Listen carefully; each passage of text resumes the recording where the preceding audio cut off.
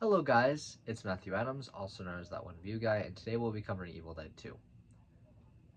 So Evil Dead 2 came out in 1987 and was pretty well received and went on to be kind of a cult classic slash fan favorite of the movies.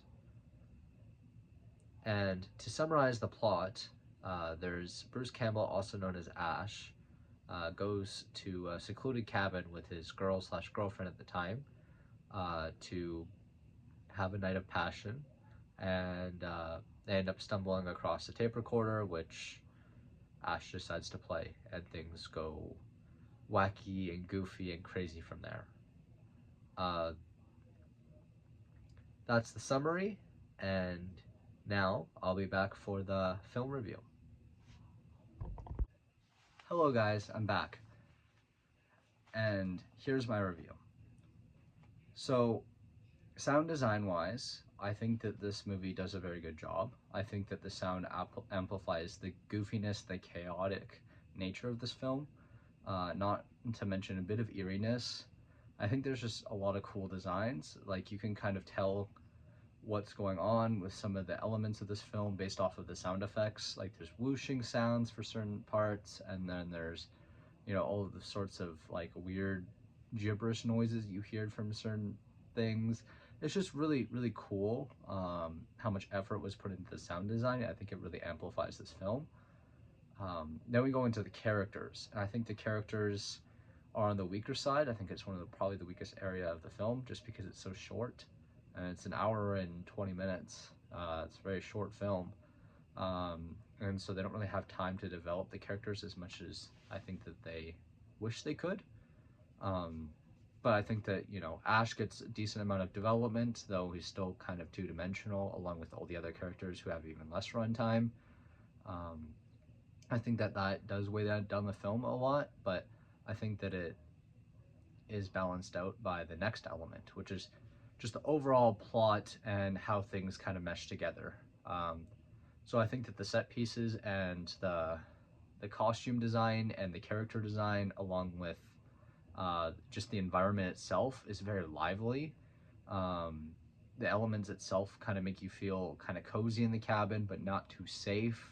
I think that there's a lot of elements that just tie together very well. For instance, like, you can tell that the directors were having a fun time based off of all the random, goofy, wacky moments that happen throughout this film. Uh, like, random blood explosions and things of that sorts, randomly walls breaking, doors breaking, all that stuff happens throughout the film. You have all these random curveballs thrown at you. This movie is not predictable in the slightest, though I'm sure that the end might be a bit more predictable for people, but I think that the plot itself is just so spontaneous and fun that it really adds to the film. And I think that that makes it just a really fun short ride of a film.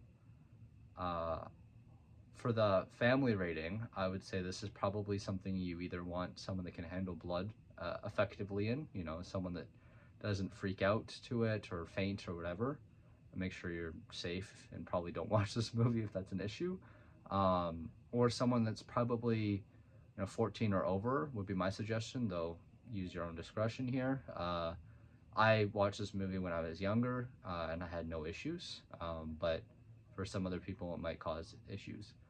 Overall, I would say that this film is probably an 8.75 or so. I think there's a lot of elements in this film that just work, and the thin strings that it kind of hangs from at some points, I feel like it works because of just the random goofiness of it and the chaos of it, where there's not really a one way to deal with it more effectively. I feel like the characters go through their own progression, and you feel more guided throughout the story than forced into it, if that makes sense.